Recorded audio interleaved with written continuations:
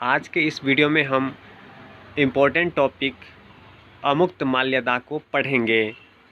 आपके BHI 144 के खंड 3 में इकाई 8 में आपको यह जो टॉपिक दिया गया है अमुक्त माल्यदा, यह बहुत ही महत्वपूर्ण है और इस पर आपको एग्ज़ाम में प्रश्न अवश्य देखने को मिलेगा।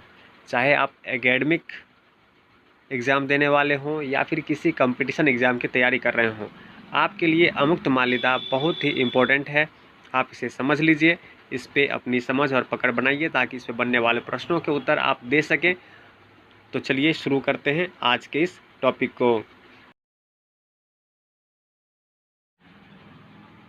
अगर चैनल पे आप पहली बार आए हैं और अगर अभी तक आपने चैनल को सब्सक्राइब नहीं किया है तो सबसे पहले चैनल को सब्सक्राइब ज़रूर करें और साथ में बने बेल आइकन को ज़रूर क्लिक करें ताकि मेरे आने वाले वीडियो का नोटिफिकेशन आपको मिलता रहे और आपकी एग्ज़ाम की तैयारी और बेहतर ढंग से हो सके। तो चलिए शुरू करते हैं वीडियो को। अमुक्त माल्यदा, पहले आप इसका अर्थ समझ लीजिए। अमुक्त माल्यदा ऐसी माला से इसका तात्पर्य है जो किसी पे अर्पित हो चुकी हो। जैसे हम भगवान की पूजा करते हैं तो यह उम्मीद करते हैं कि वह पूजा जो पुष्प या फूल हम चढ़ाएंगे वह कहीं और न चढ़ाई गई हो, बिल्कुल ताज़ी और सीधा पेड़ से तोड़ के भगवान को हम चढ़ाएं, ऐसे फूल से हमारा तात्पर्य होता है। या फिर अगर कोई माला है तो ऐसी माला जो किसी और पे न चढ़ाई गई हो, सीधा भगवान पर अर्पित हो, वैसी माला। पर अमुक्त माल्यदा के अंदर ऐसा नहीं। अमुक्त माल्यदा का अर्थ है ऐसी माला जो मुक्त नहीं हो, पहले से किसी को चढ़ाई गई हो। तो यह किस प्रकार से यह नाम में पड़ा, इसके इतिहास के बारे में जान लेते हैं। यहाँ हम बात करें तो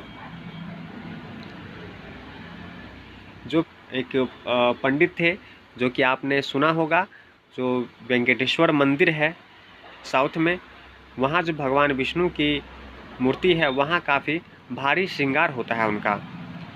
तो यह उस समय वहाँ के जो पंडित थे जिनका नाम था पेरी अलवार, उनकी पुत्री थी। वह जो माला बनाती थी वह पहले शिव पहनकर देखती थी और पानी में अपनी छाया देखकर जब उसे वह माला अच्छा लगता तब वो भगवान को वो माला चढ़ाती थी। पर एक बार पेरी अलवार ने देख लिया और उन्होंने उसे डांटा और वे एक नया माला बना करके भगवान विष्णु को अर्पित करने गए, पर उन्होंने उससे इनकार कर दिया। यह एक कहावत है कि इनकार कर दिया। इसके बाद हम जानते हैं कि इसमें बताया जाता है कि फिर उनकी पुत्री के साथ भगवान विष्णु का विवाह हुआ। तो इनसे संबंधित है, इसी से संबंधित कृष्णदेवराय माल्यदा जो आज के इस वीडियो में हम पढ़ेंगे।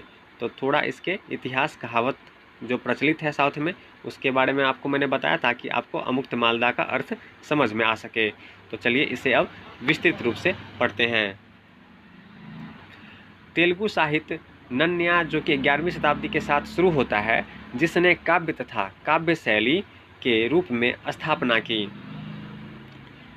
जो नान्या नामक कवि हैं, उन्होंने तेलुगु साहित्य की 11वीं शताब्दी में काव्य तथा काव्य शैली के रूप में तेलुगु साहित्य की स्थापना की।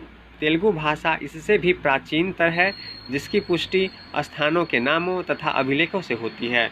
अगर हम तेलुगु भाषा की बात करें तो तेलुगु भाषा 11वीं शताब्दी से भी पहले की भाषा है। इसकी पुष्टि हमें कई प्रकार के अभिलेखों से भी होती है तथा पद्य तथा साहित्यिक शैली के उद्भव को 9वीं शताब्दी तक पीछे ले जाया जा सकता है। तेलुगु संस्कृति के मुख्य अभिरूपों की स्थापना 13वीं शताब्दी के काकतीय शासकों के युग में हुई थी। अगर हम देखें तो तेलुगु संस्कृति के जो में तिक्कन तथा 14वीं शताब्दी में श्रीनाथ महत्वपूर्ण कवि थे, जिन्होंने तेलुगु परंपरा में समुदाय, परंपरा और आंध्र के बीच के संबंध को जोड़ा। वहीं हम बात करें तो नान्या ने तेलुगु के पुराण जैसी रचनाओं, नान्या ने तेलुगु में पुराण, महाभारत, महाकाव्य जैसी रचनाओं की शुरुआत की। पौराणिक काव्य ने बाद में कृष्णदेवराय के अधीन प्रबंध काव्य के ग्रंथ का मार्ग प्रशस्त किया। नान्या ने वास्तविक श्रोता के सम्मुख वाचक और श्रोता की उपस्थिति की चप्पू शैली को अपनाया। यहाँ चप्पू शैली का अर्थ होता है जो काव्य, गद्य और पद्य दोनों रूप में जो रचनाएं की जाती है उसे हम चप्पू शैली कहते हैं। तो नान्या ने ये चप्पू शैली को अपना करके लेखन कार्य किया। नान्या का संबंध हम कह सकते हैं कि तिक्कन नेल्लुडी से था, नेल्लरू जगह है वहाँ से था। उन्होंने तेलुगु लेखन के संसार का विस्तार धर्मशास्त्र, व्याकरण ग्रंथ तथा कथा परंपरा के क्षेत्र में किया। ये तो अभी हम पढ़ रहे हैं जो साहित्य तेलुगु में रची गई थी, उनके जो प्रमुख कवि हैं नान्या, उनके बारे में हम अभी पढ़ रहे हैं। अब आते हैं हम कृष्णदेव राय द्वारा रचित अमुक्तमाल्यदा के ऊपर। तो हम यहाँ देखें तो हम कृष्णदेव राय अपने कलिंग अभियान के दौरान विजयावती, जिसे बेजवाड़ा भी कहते हैं, वहाँ वे रुके थे। उन्होंने आंध्र मधुसूदन, जिसे आंध्र विष्णु कहते हैं, उनकी वहाँ पे उन्होंने आराधना की। उन्होंने इस दिन एकादशी का व्रत भी रखा। भगवान उनके स्वप्न में आए तथा तेलुगु के आंडाल पेरियलवार की पुत्री की कथा लिखने का आदेश दिया। पेरियलवार की पुत्री, जिसके बारे में आपको मैंने बताया, जो माला स्वयं पहन के देखती थी, वह पानी में चित्र अपने आप को, उस माला का चित्र देख करके उसे अगर माला अच्छा लगता था तभी वह भगवान विष्णु को समर्पित करती थी। उसी पेरियलवार की पुत्री की कथा लिखने का भगवान कृष्णदेव राय को आदेश देते हैं। इस कृति को भगवान वेंकटेश्वर को समर्पित किया जाना था, और ये जो रचना थी कृष्णदेव राय ने भगवान वेंकटेश्वर को ही समर्पित किया। अतः कृष्णदेव राय ने इस कृति की रचना की, जिसने कृष्णदेव राय के शासन के पुनर्निर्माण के लिए विश्वसनीय तथा समकालीन कृति के रूप में हम इसे देख सकते हैं। और ये जो रचना है यह पेरियलवार की पुत्री से संबंधित है। साथ ही हम देखें तो कृष्णदेव राय के शासन और उस समय की जो समाज व्यवस्था थी, उस समय की जो स्थिति थी, उसका चित्रण हमें यह कृति हमारे सामने विवरण प्रस्तुत करती है। परंपरा के साथ ही कुछ कवि तथा भाष्यकार इसे अलसानी पेडन्ना की रचना मानते हैं। वहीं कुछ जो कवि हैं वे इसे अलसानी पेडन्ना की रचना मानते हैं। वी प्रभाकर शास्त्री ने इस मत के पक्ष में मजबूत तर्क देते हुए आंध्र पत्रिका में लिखा था, उसे हम यहाँ पढ़ लेते हैं।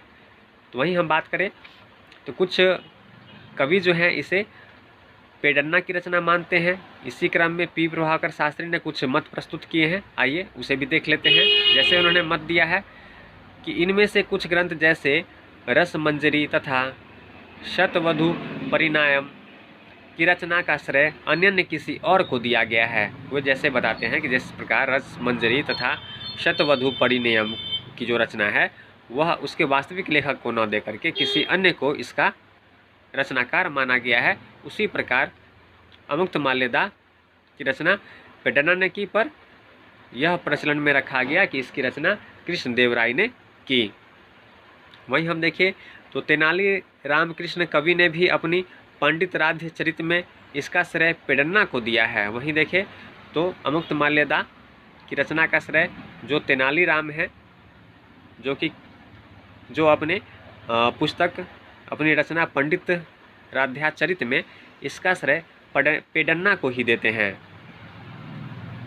लेकिन इस कृति की मूल अवधारणा, रचना, विधान, प्रयुक्त सामग्री, शैली, माध्यम जिसमें इसे अभिव्यक्त किया गया है, परिवेश तथा कथनाक, ये सभी पेडन्ना के बजाय किसी अन्य रचयिता की ओर ही संकेत करते हैं।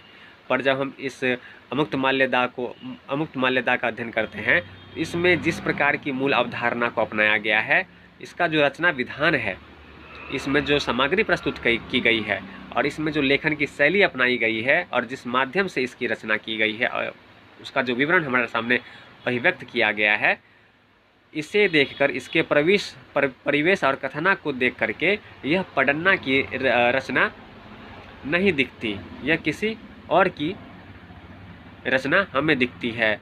तो कहीं ना कहीं यह कृष्णदेव राय की ओर इशारा होता है कि इसकी रचना कृष्णदेव राय ने ही किया होगा। पेडन्ना जहाँ अतिशयोक्ति का प्रयोग करने में मुखर थे, वे अमुक्तमाल्यदा तथ्यपरक शैली का प्रयोग करती है। अगर हम पेडन्ना की रचना देखें तो वे अतिशयोक्ति का प्रयोग करते हैं, यानी किसी भी बात को बढ़ा चढ़ाकर प्रस्तुत करने की जो उनकी कला है, इस शैली को अपना करके पेडन्ना अपनी रचना करते हैं। पर जो अमुक्तमाल्यदा है उसमें ऐसी शैली का प्रयोग नहीं दिखता।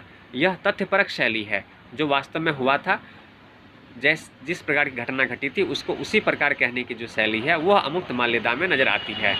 तो यह भी संकेत करता है कि यह पेडन्ना की रचना नहीं हो सकती, यह कहीं ना कहीं और कृष्णदेव राय की ओर ही इशारा करता है। इसके अतिरिक्त हम देखें तो प्रचलित रीति से भिन्न शैली तथा तेलुगु मुहावरों का अभाव इसे प्रबंध काव्य के जगत में विशिष्ट स्थान प्रदान करता है। वहीं हम देखें तो जो तेलुगु मुहावरों की जो विभिन्न शैली जो प्रचलित थी, इसका अभाव इस प्रबंध काव्य में हमें देखने को मिलता है, जो कि प्रबंध काव्य के जगत में इसे एक विशिष्ट स्थान प्रदान करता है। वैष्णव दर्शन की महानता भी इस कृति में व्यापक रूप से बखान की गई है। वहीं हम देखें तो इस अमुक्तमाल्यदा में वैष्णव दर्शन की जो महानता है उसको व्यापक रूप से दिखाया गया है, इसकी बखान की गई है। तो इस प्रकार हम कह सकते हैं, ये सब जो हमने ऊपर पढ़ा है, इसके माध्यम से हम कह सकते हैं कि तेलुगु भाषा के प्रति उसके विशेष लगाव को देखते हुए कृष्णदेव राय को इसका लेखक स्वीकारा जा सकता है।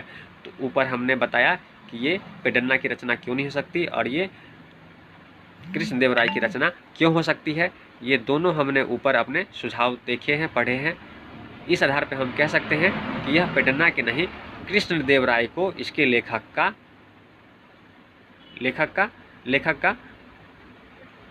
स्वीकार किया जा सकता है। तो आज के इस वीडियो में हमने अमुक्तमाल्यदा को पढ़ा तथा साथ ही जाना कि इसके वास्तविक लेखक कौन है। तो हमने आज के इस वीडियो में जाना कि अमुक्तमाल्यदा की रचना कृष्णदेव राय ने की है, जबकि कुछ अन्य कवि हैं किन्हीं और लेखक को इसका रचनाकार मानते हैं, पर साक्ष्यों के आधार पर हम कह सकते हैं कि इसकी रचना कृष्णदेव राय ने की थी।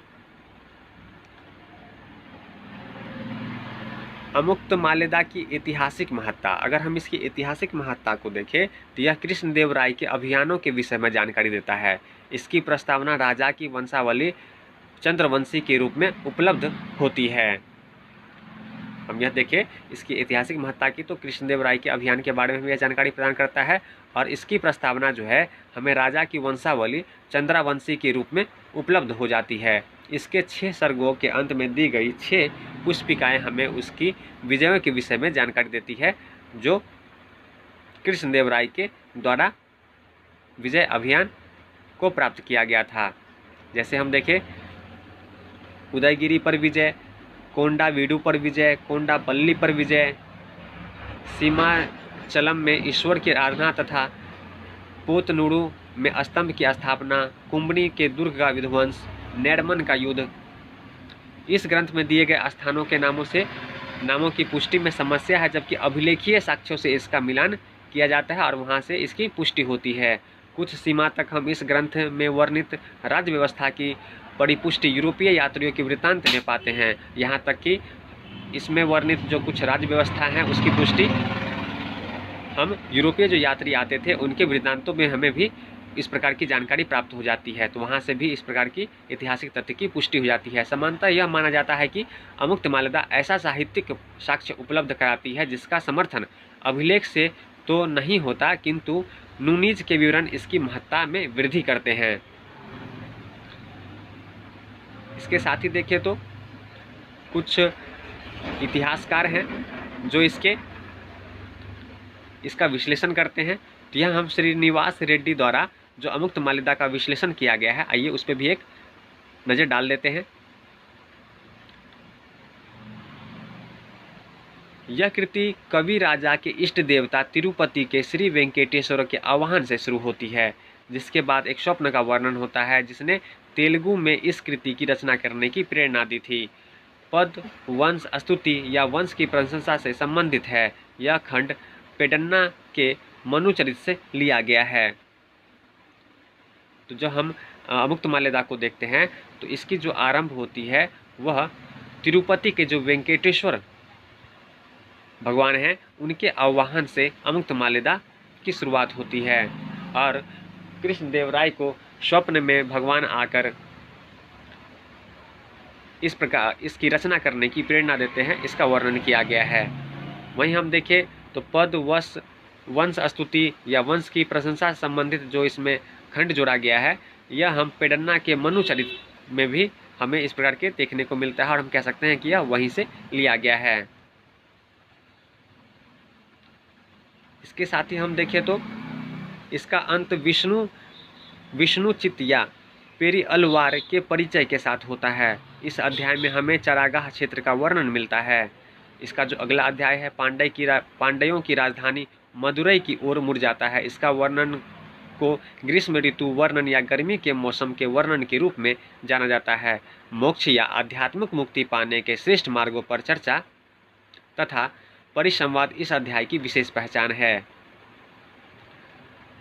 प्रथम अध्याय के बाद जो इसका अगला अध्याय है उसमें हम देखें तो मोक्ष या अध्यात्म मुक्ति पाने का जो मार्ग है उस पर चर्चा की गई है, जो इस अध्याय की विशेष पहचान है। वहीं इसके तीसरे अध्याय की बात करें तो ये पांड्य राज दरबार में विष्णु चित्त की शास्त्रास्त्र की दक्षता से शुरू होता है। वहीं इसके तीसरे अध्याय में हम देखें तो पांड्य राज दरबार में विष्णु चित्त की शास्त्रास्त्र की दक्षता से इस प्रकार के शास्त्रार्थ होने की बात हमें तीसरे अध्याय में मिलती है। चौथा अध्याय इसमें सबसे विस्तृत आश्वासम है, जिसमें विष्णु चित्त अंततः पांड्य राजा को श्री वैष्णव मत का अनुयायी बनाने में सफल होता है, इसका वर्णन हमें मिलता है।